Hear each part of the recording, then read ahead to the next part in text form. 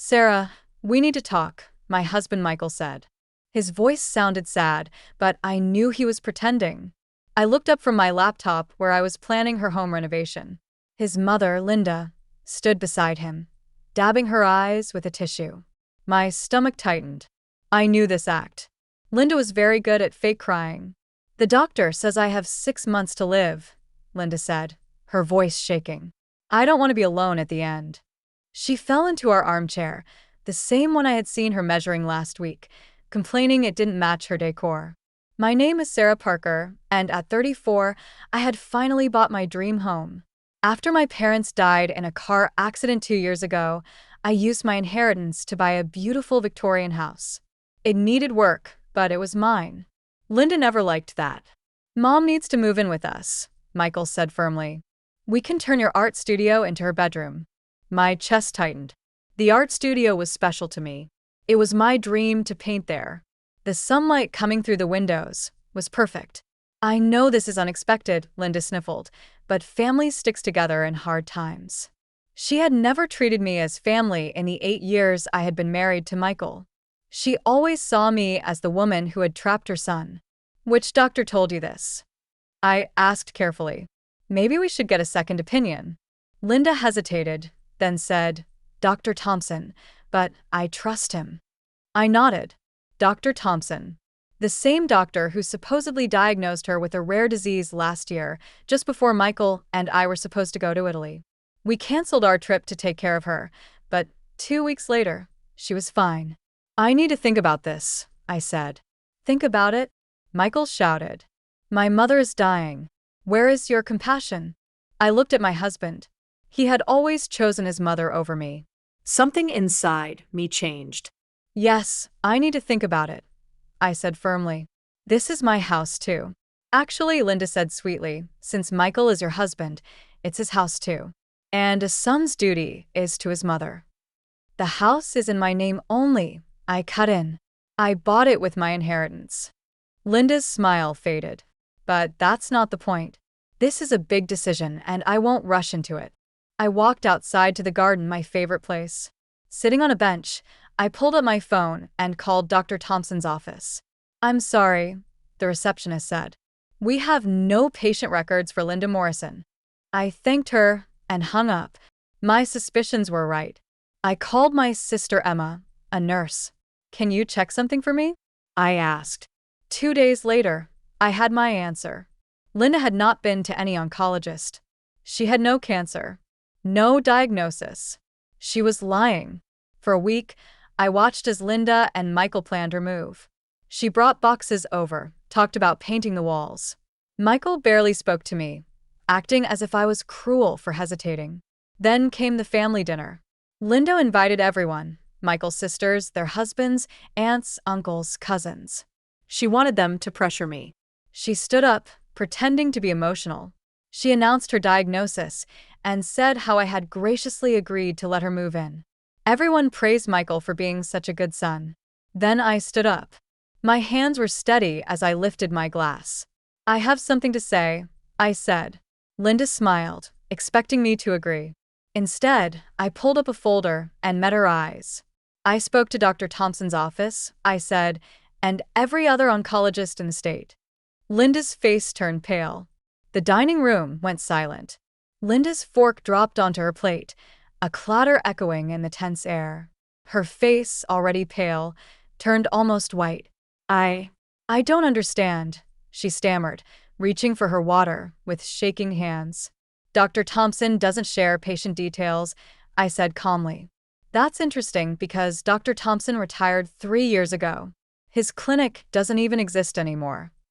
Michael stood up suddenly, his chair scraping loudly against the floor. Sarah, what are you doing? He demanded. I opened my folder and pulled out the papers. I checked with every cancer hospital within 100 miles, I said. No, Linda Morrison has been diagnosed with cancer. No, Linda Morrison has even been tested for it. The room filled with whispers. Linda's sister, Patricia, leaned forward, frowning. Linda, is this true? She's lying. Linda shouted, standing up. She's trying to turn you all against me, Because she doesn't want me in her fancy house. Actually, I said, sliding the papers across the table, I'm telling the truth. These are the hospital records. You can call and check for yourselves. Michael grabbed the documents, his hands shaking. This has to be wrong, Mom. But she would, his sister Jessica said quietly. Remember when she faked pneumonia before the wedding? Or the heart problem when you got that job in Seattle? Linda's face twisted with anger. Jessica, how dare you? She yelled. On your mother? Yes, you are, Jessica said. And I love you. But this has to stop. The lies, the tricks, the drama. It's not okay. Michael sat down, staring at the papers in his hands. Slowly, the truth sank in. The house, he whispered. You wanted the house. Linda lost control. Of course, I wanted the house, she screamed. She doesn't deserve it. She used her inheritance to buy that beautiful home, while I'm stuck in my tiny ranch house. It's not fair. Not fair. I repeated, keeping my voice level. Like it wasn't fair when you tried to convince Michael to challenge my inheritance? Or when you told everyone at church I was flaunting my parents' death by buying the house? The shocked gasps around the table told me Linda hadn't shared those particular details with the family. Michael's head snapped up, his eyes wide. You did what? She needed to be put in her place, Linda hissed. Always acting so perfect, so independent. A real wife would have given that money to her husband, like you gave your inheritance to Dad. Patricia asked, her voice sharp. Oh wait, you didn't get one. Is that what this is really about? The truth hung heavy in the air. Linda's face crumpled, not in fake tears this time, but in genuine defeat.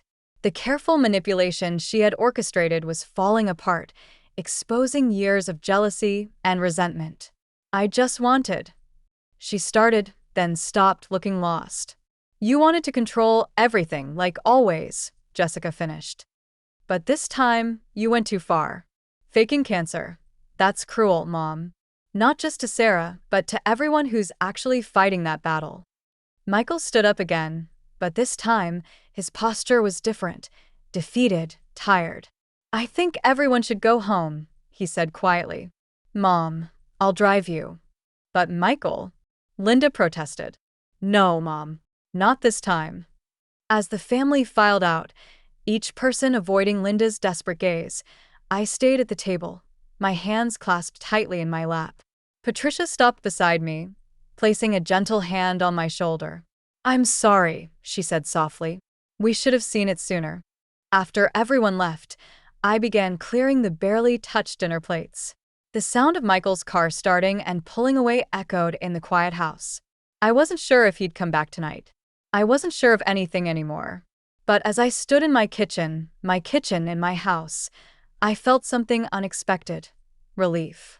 The truth was finally out, and with it, the weight of years of subtle manipulation and forced smiles lifted from my shoulders.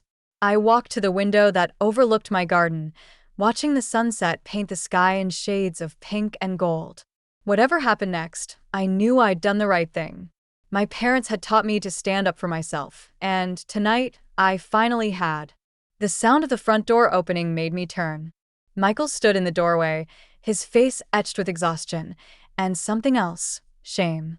I dropped her off at home, Michael said, his voice rough. She cried the whole way there, said I was choosing you over her. I stayed silent, watching as he moved into the kitchen, looking lost in the space that had always been our home. He ran his hand over the counter, the one we picked out together during our renovation. But that's not what this is about, is it? He continued. This is about choosing truth over lies. I've been blind, Sarah. So blind. I leaned against the sink, crossing my arms. Yes, you have. All those times she had emergencies, conveniently when we were about to do something important. He shook his head. The tropical disease before our Italy trip. The heart palpitations when I got the Seattle job offer. And now this. She knew what she was doing. I said softly. She always has. Michael looked at me, really looked at me, perhaps for the first time in years. How did you stay, knowing she was manipulating everything, watching me believe her every time? Because I loved you, I replied simply. But, Michael, I won't do it anymore. I can't. He nodded, sinking into one of our kitchen chairs. I don't expect you to. What she did, faking cancer, his voice broke. My aunt died of cancer last year. How could she use that? I moved to sit across from him, feeling the weight of this moment. Your mother needs help, Michael. Professional help. This isn't normal behavior. Jessica is already looking into family therapists, he said. She thinks mom's behavior has gotten worse since dad died. The need to control everything, to be the center of attention. We sat in silence for a while, the ticking of the kitchen clock marking time as we both processed the evening's events. Finally, Michael reached across the table, his hand open, palm up.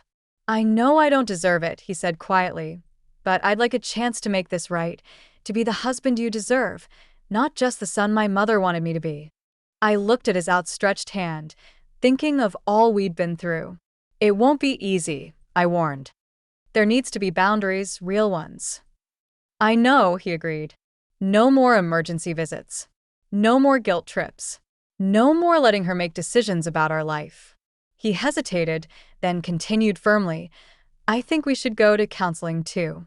Together. I need to understand how I let this happen, how I hurt you by always putting her first. I felt tears prick at my eyes, not from sadness, but from relief. This was the man I'd married, the one who'd been buried under years of his mother's manipulation. Okay, I said, placing my hand in his. We can try. The next few months weren't easy. Linda alternated between tearful apologies and bitter accusations, but we held firm to our boundaries.